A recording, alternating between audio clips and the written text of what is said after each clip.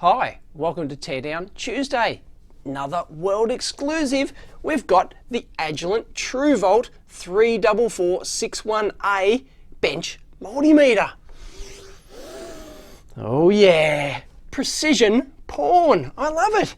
We're going to tear this sucker down, see what's inside it. Now, this is their, it was supposed to be released yesterday, but they jumped the gun on their website, so yeah, everyone knows about it now. It's their new 6.5 digit multimeter that replaces the venerable old 34401A. This is the 34461A, so it's a complete replacement for that one. Presumably they're making that obsolete. No, it can't get the parts anymore. It's got the old vacuum fluorescent display. This one's got a sexy new color dot matrix display. You can get histograms, trend charts, all sorts of stuff. So very nice bit of kit, and it's cheaper than the existing model. This one is the entry level one, which is the 34460A, is only $945. Bargain. And this top of the range unit that I've got, the 34461A, is only $1,095. So as far as bench multimeters go, it's pretty affordable. So this is a rather exciting addition to the bench multimeter market, and a lot of people want to know how this puppy performs and, more importantly, what's inside. We don't call it Teardown Tuesday for nothing. You know what we say here on the EEVblog, don't turn it on, take it apart. Now I know I wouldn't normally do this, but let's take a look at the marketing blurb for this thing just for a minute or two here. And nice new graphical display. It's got the histograms, the trend chart, huge display like this. It can show all your stats and everything. Much better than the existing green vacuum fluorescent display on the 34401A meter. And interestingly, which we might find out inside, it offers, or so it claims, here's the TrueVolt. Let's have a look at it. Here's the TrueVolt multimeter, what it means to you, blah blah blah. Anyway, they reckon the noise and injected current is much lower than at brand A, brand B and brand C. I wonder what brands they are. I don't know. Anyone want to hazard a guess? So it claims it's the best in terms of noise and injected current, and also the best in terms of input bias current as well. Once again, better than the three other. It's too noisy to measure on brand C. Brand C must be really crap.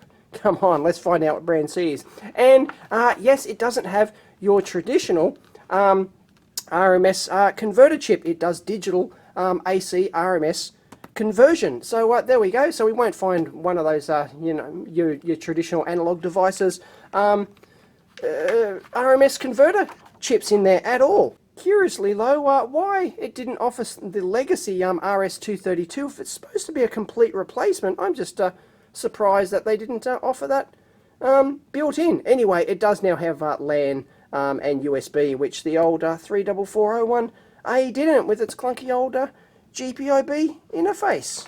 Now, why they've put these stupid promo stickers on the front, I don't know.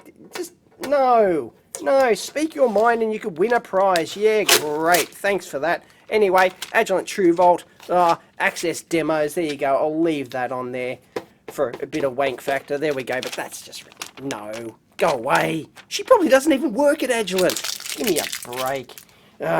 Man. Anyway, very nice construction on the thing. By the way, I'll have to do a full review of this thing, of course, but trust me, it feels really top quality. So let's rip this sucker apart, and looks like we've got a couple of Torx screws on the back there, and that should slide out. So essentially the big question is what voltage reference is going to be used inside this thing. Will it be a traditional, you know, LM399 as is used in most meters like this? There we go, nice little captive screws in there, rather like that. And this, has it got any on the bottom? Anything on the bottom? Yeah, one screw on the bottom, holding on, and it should just slide off. Shouldn't need to take the tilting bail off, which is good. But yeah, it'll be interesting to see. This is their new whiz-bang meter for the future. Here we go. So I expect, although I don't expect them to have gilded the lily, of course. I mean, it's only a replacement for the 34410A in terms of specs, so I don't expect them to have... This is really... No, it's not coming off. It's not coming off. So I don't expect them to gild the lily in that respect. So, okay, this could be a PEBCAC error. It's not the... No, it's simply not coming out. Not sure what the deal is there. Aha, there you go. It was the tilting bail. It does have sort of a couple little hooks in there which then go into there. So, there we go. Apart from that, it should just slide out. Oh, I'm seeing some big HRC fuses in there. And GPIB card. Little shield. Hey, check it out. Alright. This looks very nice. There's practically no wiring in that at all from the mains transformer. None of your traditional rubbish in terms of wiring from your jacks, of course. Like, you know, a lot of them will come over here. They'll wire directly from the jacks, as we've seen in other bench multimeter teardowns. They'll wire straight over here to the big main clunking input switch over here. But this one hasn't. It looks like they've custom designed and engineered some big solution for the jacks there. Some big holder for the jacks. That looks really very nice. I'm impressed by that. You'll notice how they've folded the metal over there on those input jacks, and it wouldn't surprise me if they were, well, I'd be surprised if they weren't proper low EMF contacts, maybe a some form of tellurium copper or one of those other low EMF contact materials. So the first thing that springs to mind is just this is so neat, tidy, and well engineered. I'm very, very impressed. Look at the attention to detail that they've done on that cover there for the mains input there. They've just, you know, looks like, does that slide? It looks like it slides back somehow. I don't know, something like that, and comes off. But that is really neat. They've really put a lot of thought into how this thing is going to be assembled, I think. Most impressive. That's really is quite nice. And yes, it does have a fan in it. It's not excessively loud, but you know, if you didn't like it, well, you could get in there and disconnect it, or you could, you know, replace it with a low noise substitute or something, I guess. But very impressed, and I'm impressed by the huge 10 amp, well, 11 amp HRC fuses down in there on the input, because this thing's only Cat2 rated.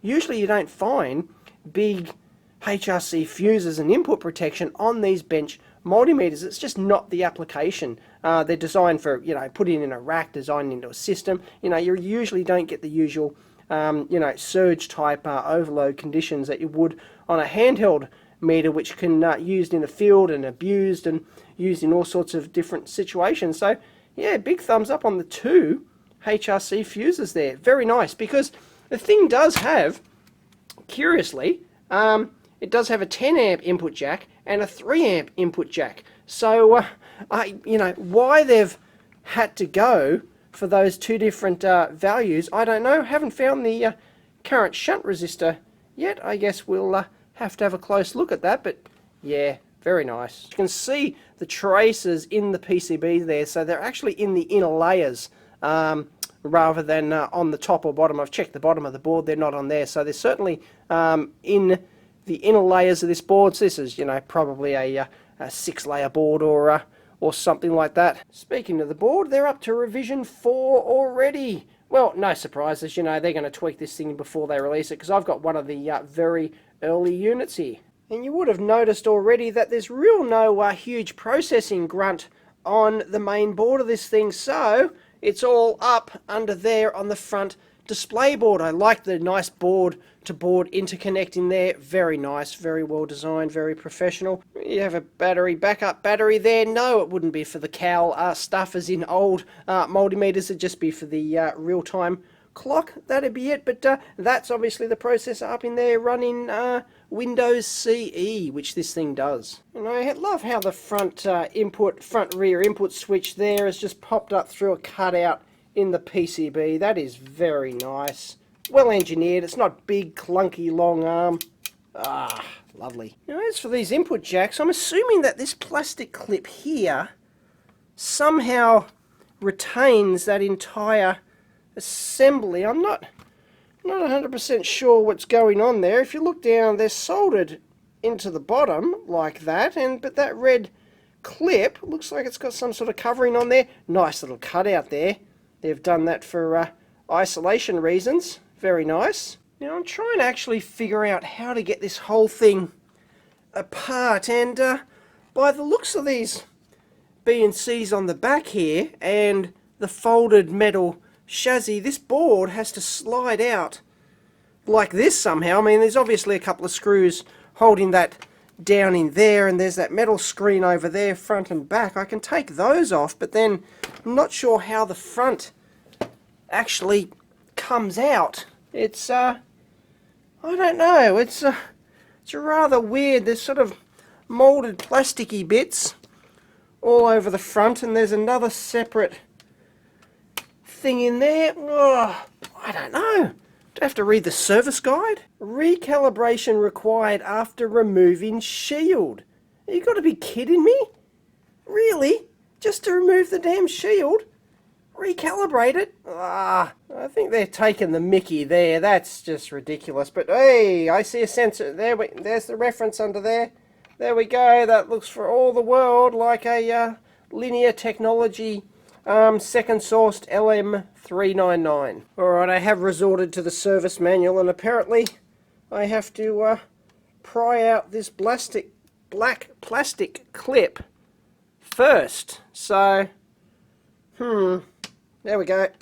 Hey, ta-da! And then to release the front plastic panel, I've got to push this clip, and then, I don't know, something's supposed to happen. Aha, I got it! These clips hold in these side studs here for the rack mount kit, so you just got to push that in, and ta-da! Ta-da! There it is! Ah! Look at that. Brilliant. That's actually very, very clever. I like that. So I've no doubt voided the calibration on this thing. Even in the service manual it tells you, you remove that metal shield in there, you got to recalibrate it. Pff, yeah, right. I doubt it. I think they're just scaremongering there. But anyway, I have got the front panel out and the other clip in the back here, and this board, I think, is just going to slide out. Or it should. It's already slid a little bit. Should just slide out because there's a retaining hook in there which holds the board in place. There we go. Ta-da! There we go. The whole plastic assembly comes out. Beautiful. Look at that. And there's all the mains wiring under the cover there. Looks very professional. No problems there at all, as you'd expect. I rather like the way that thing's physically constructed. And as we looked at before, the input circuitry here, two 11 amp fuses for both of the fuse ranges. We've got a massive poly switch there by the looks of it. We've got ourselves a spark gap. Brilliant. And over here there's our diode bridge. We've got some MOSFETs in there, couple of 3 switching relays, and there's no input wiring at all, and it really is all sort of you know, above and beyond your usual bench multimeter. It is very, very nice. I don't mind that at all.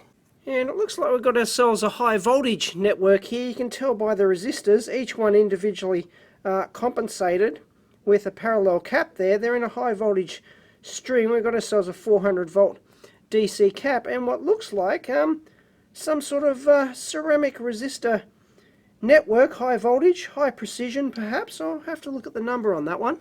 By the way, we've got more protection on the backside sockets here, another spark gap and another MOV. And that's an IRC branded model, looks like 4592. I did a quick Google and nothing special. It was like a 0.1% 100 volt ceramic network, 100 ppm, nothing special, so I'm not sure if that's the exact one or not. I don't know, need more research. And if you're wondering about the current shunt, it's on the bottom side of the board there. There it is, a Dale, top quality brand, 4-terminal shunt. Not sure why they've left off a 4th relay there.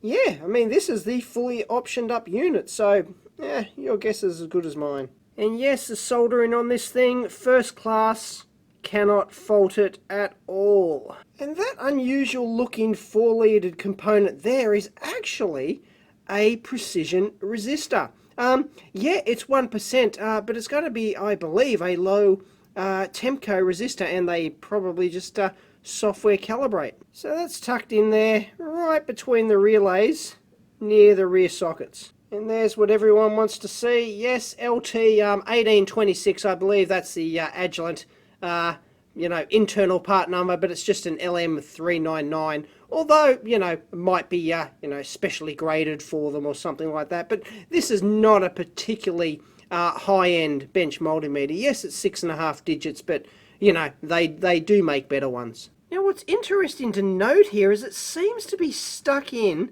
a 4-pin machine socket there. That is really unusual. I'm not going to touch it to take it out. I don't want to stress the poor little fella, but yeah, I don't know. Why have they done that? Perhaps they're individually tweaked, perhaps for this 6.1 model instead of the 6.0. So maybe they're individually binned and characterized and then put on the board as the last step, so they don't actually go through the assembly reflow process. That would be another reason, is that they're not thermally shocked at all. And there's a 40K000, but it's marked 1%, just like we saw in that Keithley teardown, which these precision resistor, these precision film resistors here, usually you don't get them in a 1% grade. Anyway, that's going to be an incredibly low Temco resistor there, so that's where it's getting its stability, and of course all the magic is done in software. Now if we take a look around the reference here, not too much happening at all. ADG 1208, they're an 8-channel Marks from Analog Devices, got at least 3 of those. HC4053, you've got to have some 4000 series CMOS. We've got an op 27 there, precision op amp. AD8677, another precision op amp. ADG 413, we've got ourselves, that's a mux slash switch. We've got a couple of those surrounding that precision resistor that we saw. Op 27, and that's an Intersil 28110. That's a precision JFET amp. But apart from that, LT 222 there, LTC 222 is a 4-channel switch. But yeah, so just lots of switching happening around our main reference there. We've got some IRC resistor networks again. I haven't looked up the number. They'd probably be low Temco, of course. More switching happening. 74HC4094. Good to see. I like it. There we go. And yeah, lots of, nothing blowing my socks off yet. And we've got some ADC action happening here. We've got an Analog Devices AD9200. Now this is only a 10-bit 20 meg sample ADC, and even less over here we've got the AD9283, and that's only an 8-bit ADC, 50 meg samples per second. So obviously that they're not using either of those for the main conversion. And we've got some 7.4 LVC surrounding that.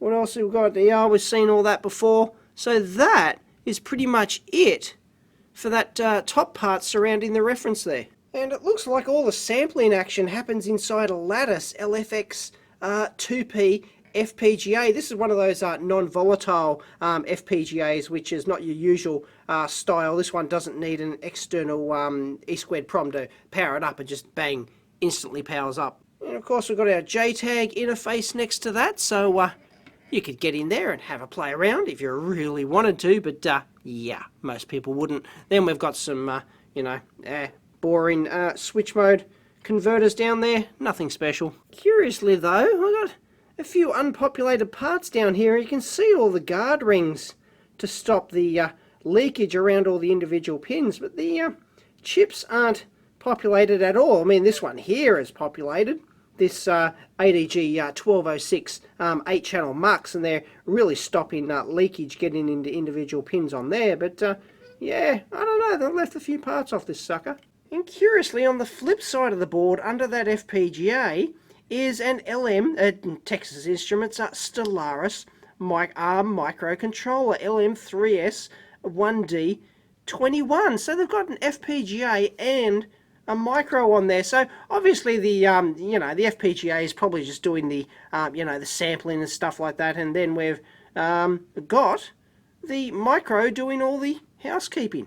And check this out, on the bottom side there's two large surface mount resistors here, and it looks like they've been flipped and soldered upside down. They're obviously designed to do that, but check that out. Isn't that weird? Just these white monoliths there. And as you can see, there's really nothing else on the bottom there. There's the Stellaris micro, but it's just all, passives, bypass, the odd transistor or network here and there, but there's, there's nothing else over there. And that, of course, brings us back to the ADC. Where is it? It's not one of these two fast 10-bit and 8-bit ones, and you can't just cascade those or anything like that to get anywhere near the performance required for a 6.5-digit meter. It's just not going to happen. So, where is it? Well, you won't find it as an individual chip. It won't be an off-the-shelf chip in a multimeter like this. It won't be a Delta Sigma, a 24-bit Delta Sigma converter or anything like that, which you might typically find in, say, a handheld multimeter these days. It basically goes back to the very old technique of the first digital multimeters of dual slope integrating ADCs. What is that, you ask? DaveCAD time.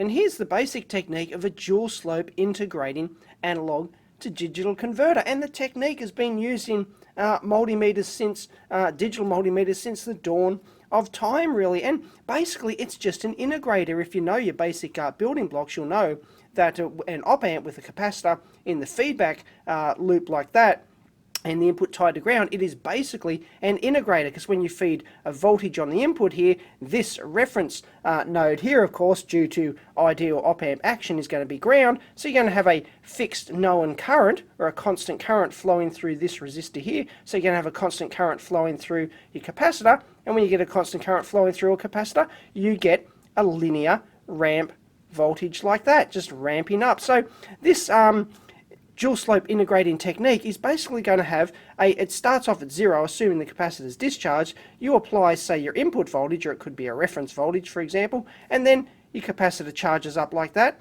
and it takes X amount of time. So that's the key. But when you get to a certain point, you can then switch it back down to ground, and it's going to discharge like that, and that takes a certain amount of time. And based on very precise measurements of this time, and remember, it's very easy and very cheap to make very precise time measurements with, a high stability crystal oscillator, that sort of thing. Very cheap, very easy. So you can take as long as you want to measure these ramps here and these ramp times, and from these measurement times, then, and from a known reference charge up point, you can apply a reference. You have a known voltage, takes a known amount of time. Well, you can work out by some very simple formulas what your input voltage is.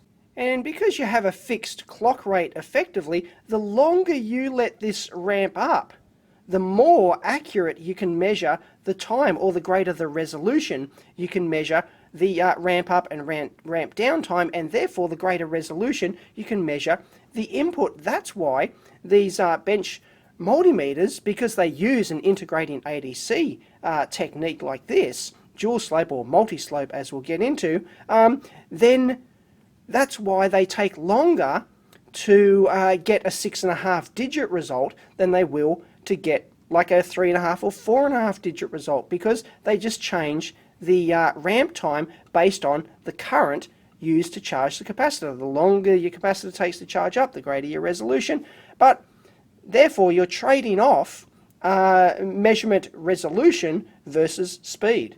But a modern high-end bench multimeter like this Agilent, or even the previous model, or the previous model before that, or before that, they don't use just basic run-of-the-mill dual slope integration techniques. They use what's called multi-slope integrating ADC, and it works exactly the same way. It's just that it has some extra switching in here, and you'll notice that we had a lot of switching on the board before, and we'll get back to that. But you can basically switch in multiple known resistors in here, i.e. multiple fixed currents going in, and we're going to have positive and negative references as well, because the input can be positive and negative, and you can do various stuff with that. But it's basically exactly the same technique. It's just that what they do is they're optimizing this down ramp period here, and then they're getting switching in multiple currents to try and improve that down ramp time. I know it looks like the same time period as before, but basically the whole idea of this is to be able to get a faster measurement technique, i.e. faster samples per second. You know, this thing's capable of 1,000 samples per second. So you need some techniques to try and get the ramp time down. In this case, the ramp up is going to be very similar, although they can inject other currents in there to help ramp up and ramp down. But basically what they're doing is, because you're injecting, this is a sum point, and you can actually sum in along with the input.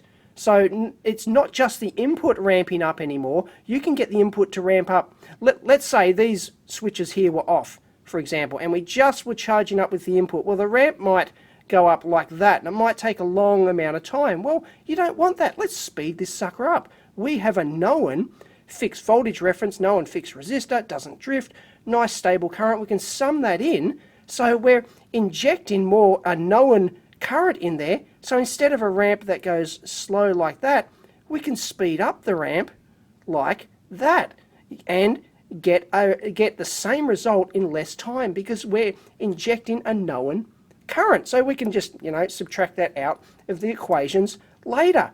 Piece of cake. So they do a similar thing for the down ramp, and then we get some overshoot, and it's correcting like that. And by the time you start adding in all these different techniques, it's ultimately going to end up more like a delta sigma conversion type technique than your traditional integrating technique. But we're not done yet.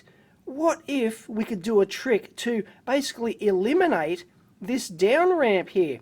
Well, it's not that hard, because you don't have to wait for that capacitor to discharge. What you can do is just tap off like that into another ADC, and that gives you the residual voltage across that capacitor, and you can just read that pretty instantly using a very fast flash ADC, and you can basically eliminate that down ramp period, because you know exactly what the residual voltage on that capacitor is, and because you've calibrated the whole system and everything else, bam, you can speed it up even further. So that's probably the technique that Agilent are using in here, plus some other tricks as well, to get a really accurate and fast 6.5 digit converter. And if we go back to our board here, we can see what's going on. Now, it says in the datasheet that this new meter uses a new multi-slope, it's a Agilent patented thing, the multi-slope 4 conversion technology. The older 34461A used the multi-slope 3 converter, so they've obviously improved that for this one, but it's not absolutely brand new, because it's been out for a while, because the Agilent L4411A system multimeter also uses, apparently this, according to its datasheet, this new multi-slope 4 conversion. So clearly what they're doing is they've integrated all of this multi-slope 4 conversion into this lattice FPGA here. In the previous 34401A multimeter, it was done in some custom, system ASICs, basically. So they've replaced that. Too expensive. Don't want to do a custom ASIC for that. So they've decided, we'll just whack some of that in the FPGA here. So that's what they're doing. Now, of course, as I said, with all that residual measurement, that probably explains these fast 8 and 10-bit converters in here. Why they've got 2 of them, I'm not exactly sure, but that could explain what they're doing there. They're getting maybe a residual measurement to eliminate their down ramp phase of the multi-slope conversion, perhaps. That is best guess. Anyway, I don't know for sure. We'd have to get some sort of app note or something like that of how the multi-slope for conversion technique actually works. So basically, that explains also all of these switching chips we saw around here, all those ADG ones and stuff like that. Lots and lots of switching. There's that precision resistor down in there. Of course, that could be, say, for example, the reference input resistor, for example, there, because all these resistors, of course, they're going to be, they don't need to be, 0.0001% or anything. They just need to be really low Tempco ultra stable resistors. That's it. They can be 1%, doesn't matter. So that's why that one down there, as we saw before, actually has 1% on it. Its value doesn't matter. You can actually calibrate that out later in software. So basically, that's all that circuitry around there is plus the plus the FPGA to control it all, is handling that multi-slope 4 conversion. And there's the main crystal there that dries all the time, and it actually is marked 106.25 megahertz. So there you go. That'd be a reasonably stable crystal oscillator there to generate all that timing for that. So there you go. The multi-slope 4 conversion. If anyone has any links to any info from Agilent that explains the multi-slope 4 conversion, then please link it in and I'll add it to the notes. So I think that explains most of the circuitry on the top side here, but on the bottom side, why they need this ARM processor here, it's no slouch. I'm not entirely sure whether that's part of the multi-slope 4 conversion, or maybe it could be maybe something to do with the new digital RMS conversion, digital true RMS conversion, or something like that perhaps. I don't know. We'd really need the schematic and some decent app notes on this whole thing to figure it out. Now there's one thing I can't find in here, and that's the integration capacitor here, because it needs to be a super ultra stable cap, of course, and I can't see anything obvious on the top side. I'd expect it possibly to be around one of the integration op amp down here, which is going to be one of these precision op amps that we saw around the reference in there. But yeah, I can't see any obvious high stability cap. And that's on the bottom side of all that circuitry around there. You can see the guard rings, of course. There's lots of rings around there. I think that is the main reference resistor there. But yeah, I don't... I guess the integration cap must be some little high stability surface mount one, perhaps. It just doesn't stand out. Now, of course, this recalibration required after removing shield warning here on both the board and in the service manual as well. They're probably spinning a bit of a yarn there. It's we're obviously going to be really down in the noise. Obviously removing just that shield on there isn't going to do jack.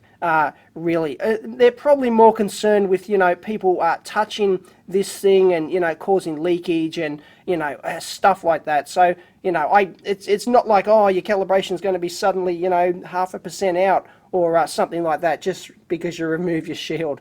Not going to happen. So as long as I don't touch that, breathe on that, or sneeze on it, or I don't know, spill my drink on it or something like that, we should be just fine. And if you're curious to know more details about, the dual slope and the multi-slope and the residual techniques and stuff like that, then there is actually a decent wiki page for this thing, surprisingly, or maybe unsurprisingly, but, it's not a mainstream thing, but somebody's gone to the effort to put a lot of the detail on there, and I think there's links to, HP application notes and stuff like that as well. And if we have a look at the main board, one obvious thing you need to do with a multimeter like this is isolate everything. You need to isolate all of the outputs here, your LAN and your USB and your various trigger type stuff and everything else from your multimeter inputs, because you don't want to have a common ground reference. And you can pretty much see the isolation here. They've got, here we go, let's go in closer, but you can see the isolation here. There's basically nothing all the way around there. It's isolating that. You notice the two separate grounds there, and they're isolating right along. They've got a slot for the that's for the case to go into, and they've got another slot along here, but you can basically see the separation between these, and this circuitry around here powered from its own tap on the transformer, so completely isolated, and that goes to the front panel processor, of course. And then we have our opto isolation data path between the ADC stuff and the main processor up on the front panel there, and an isolation slot under there. So there you go, it's all nicely isolated. Oh, and if you're curious to know why they've got both a 3 amp input terminal and a 10 amp input terminal, and why they just didn't combine in one, well, I believe it's backward compatibility with the 34461A, which only had the 3 amp input. And they actually tell you in the manual that the if you want the best accuracy on this meter, to use the 10 amp input instead of the 3 amp input. You get slightly better accuracy. Now let's take a look at our front panel processor board here, and there's a ST Spear 320 processor. That's clearly running the Windows CE operating system. That's based on the ARM 926 processor core. So, you know, quite a really powerful beast there. There's the memory coupled into it, and we've got some power supply stuff around here, and the backup battery, that'd be for the real-time clock. I'm not sure what that one is under there. We'll have to lift that sticker off and have a look. JTAG interface, of course. Well, looks like a JTAG interface, and this is interesting. They've got a serial port down in here, and there it is, a 10-pin header with a max 3232 on it. So that's an RS-232 interface. And if you remember before, I said there was an RS-232 interface option missing on this thing that the 34461A had previously. So you might think, oh, maybe that goes to, you know, that's another future option perhaps. Well, I don't know. It doesn't make sense to put it on the front panel like this and then run a cable right across, ribbon cable right across to the back panel of the machine, and then have it, actually go out there. So it's probably more for internal debugging, or system diagnostics and system development stuff. Although they have left it actually populated in the production version. So yeah, maybe it has something to do with the production testing, or a setup or something like that. And when we reassemble this thing, we may have to actually check to see what data's coming out of that thing. Probably, all of the boot code. It's very common in these products with operating systems to have like a system monitor output or something like that from the main processor. And there it is, the Spear 320. There's the memory surrounding it, 24 megahertz processor.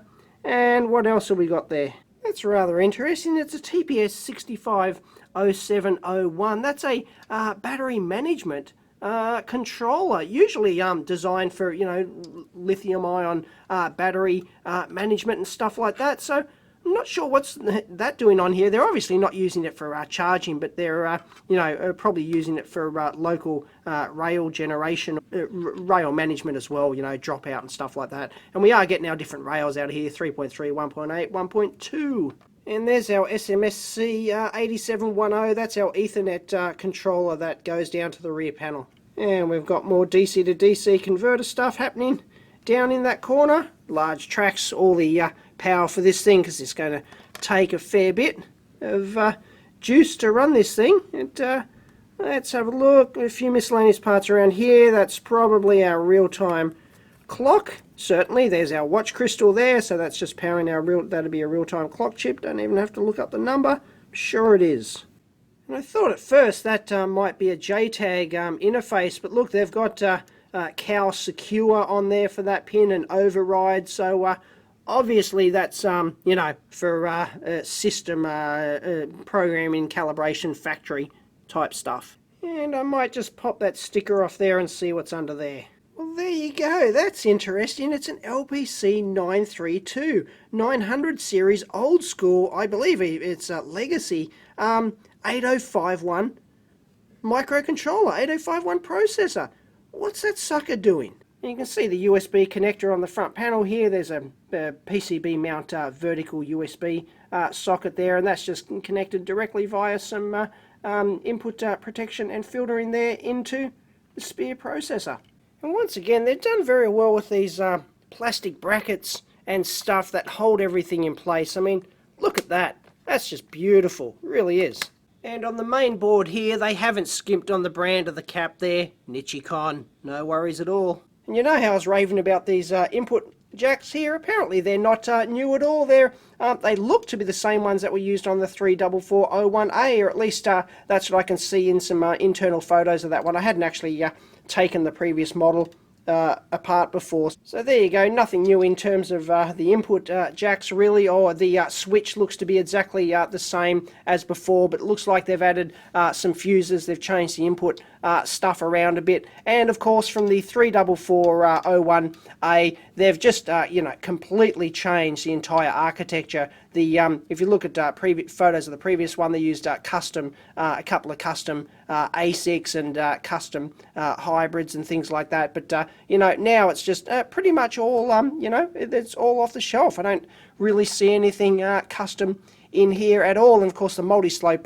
4 conversion, they've ditched the ASIC and they've gone for the FPGA and possibly the ARM processor. I'm still not entirely sure whether or not that's to do with the multi-slope 4 conversion, or is just doing housekeeping, or the RMS conversion, or something else. But yeah, so it's similar in terms of, and in fact I think some of the mounting posts and things and the chassis looks to be very similar, but they have changed the transformer arrangement that they had up here. This is all sort of changed and rearranged and improved and stuff like that. But so yeah, they've done quite a substantial redesign of the 34401A, and I'm really quite impressed. This instills a lot of confidence in me. One thing to note though, I mentioned that the Agilent L4411A system multimeter also uses the new multi-slope 4 conversion, and presumably it's all the same.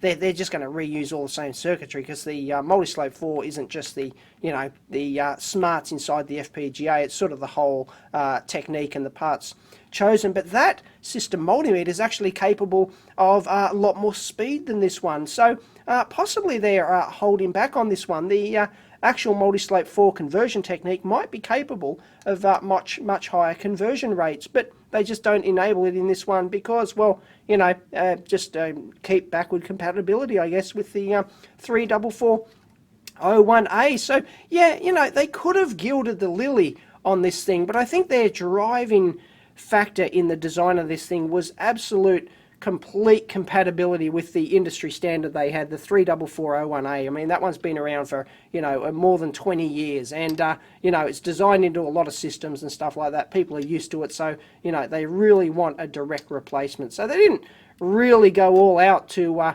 shock the market with stunningly better performance and stuff like that. They've just replaced an old favorite. Almost forgot about the GPIB board. Tiny little thing.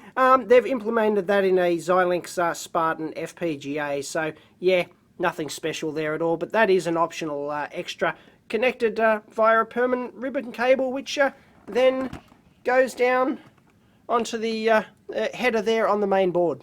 Ta-da! It works! Beauty! Well, it seems to be initializing and verifying hardware. The relays are clicking over, and I'm sure it's not out of calibration just because I removed that damn shield. Anyway, woohoo! There we go. Let's even whack it on home, shall we? And there's no leakage on there. And there's my my 1K reference resistor there. way within spec. It's a bit dicky there based on the just on the 2-wire measurement there, but yeah, well within spec. Alright, let's do some logic sniffing of the serial bus inside this thing. So I've hooked up some headers there, hooked up the scope to it, and the first thing we need to do is figure out the baud rate and which pins are what. Now, that was easy to figure out which pins were what, because I just actually, while I had the board out, I just buzzed it out, and it was easy. Pin 1 was ground. In fact, pins 1, 2, 9 and 10 are ground, and pin 5 is the transmit output, and pin 3 is the RX input. So what I've done is I've captured it on the Rigol here. I've actually powered it down. I captured some data when I pressed the power off button, and this is what we got here, and it's a whole bunch of stuff before it powered down. And here's a benefit of the deep memory on the Rigol here, and there we go. Let's have a look at the time base there. Looks like we've got individual bit changes there. We're at 5 microseconds per division, so we're at you know, around about that 9 microsecond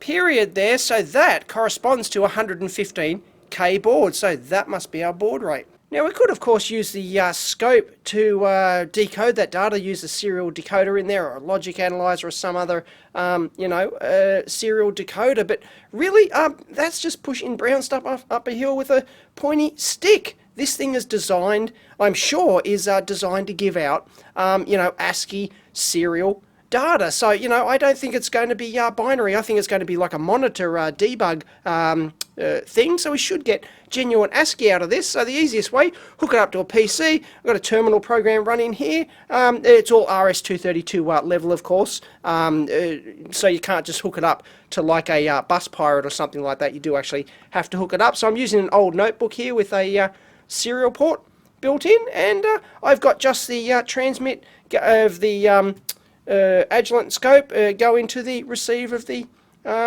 pin on the D9 on the serial port, and I've got it set to 115 baud, all your usual stuff, you know, 1 stop bit, no parity. And let's power this thing on and see if we get anything. Here we go. Way, there we go. U-boot. Whoa, whoa, whoa. What's this? What's this? No.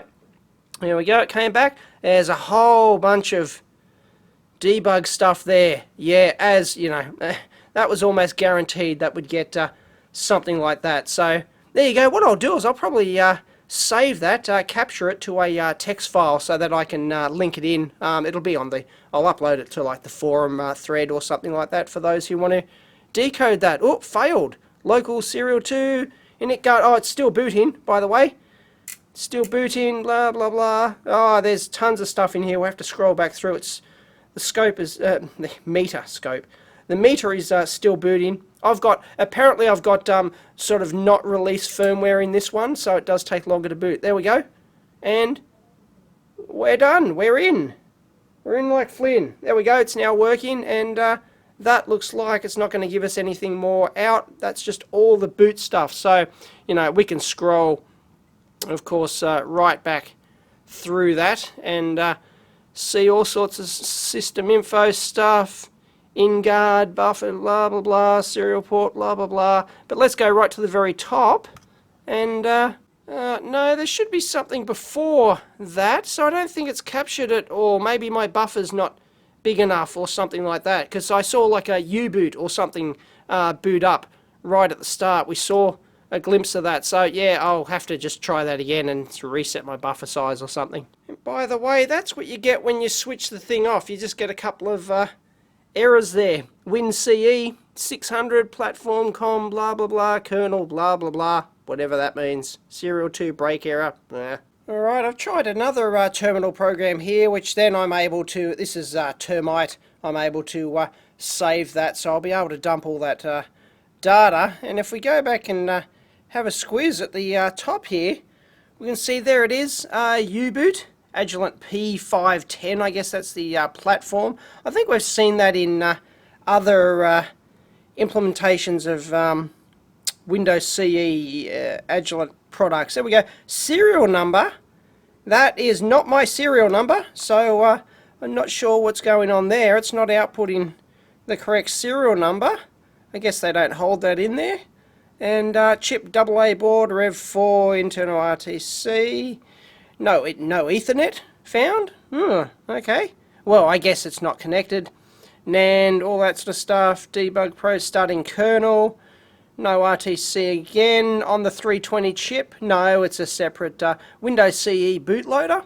There it is, common library, blah blah. Bootloader for the Agilent P500 board. Yep, adaptation performed by Agilent in 2008. So this is going back quite a bit. System ready, preparing for download. Okay, so it's loading the image. So it's just a bootloader, and then it's loading the image from somewhere else. And Windows CE kernel for ARM. There it is, thumb enabled. And May 7, 2012. Setting up for cold reboot, blah, blah, blah, blah, blah. All those fans who want to, aficionados who want to go in there and check that stuff out, by all means, do it. Now let's see if we can get anything out of this sucker. And I don't know, what do? Help games? No response. Question mark. No response. Help. No response. Okay. Yeah, let me see if I've got, maybe I need line feed or something like that. Okay, I've appended carriage return now and still nothing. We can go into the settings here and we can do like append line feed and stuff like that. I would have expected to get some response from this thing. But no, pen carriage return and line feed. Help. No idea. Debug. No. No. And I verified that the signal is being transmitted with the scope there, so it's getting into it, but it just doesn't seem to be responding in any way. So yeah, I got no idea. I'll just leave it at that. So there you go. That's inside the new Agilent 34461A multimeter, an update for the over 20-year-old 34401A. Classic old instrument, and they've renewed it for, well, I was going to say renewed it for the 90s. No, they've renewed it for 2000. No, they've renewed it for the 10s. What's this decade called anyway? I have no idea. The 2010s. Whatever. Anyway, they've, yeah, they claim this is the new meter for the next decade. Woohoo! The TrueVolt. I really like it. Design and construction is first class. So, and it's pretty darn cheap as well. I'm going to have to do a full review on this thing, of course, which will be coming. But hope you enjoyed that teardown. And if you want to discuss, and I'm sure there's no shortage of people who will on the EEVblog forum, being the aficionados that they are. So that's the best place to discuss it. And if you like Teardown Tuesday, please give it a big thumbs up. And thank you to Agilent for sending me this before it was released. Unfortunately, they jumped the gun and, well, it was released. They put it on their website a couple of days ago. Fail. Anyway, catch you next time.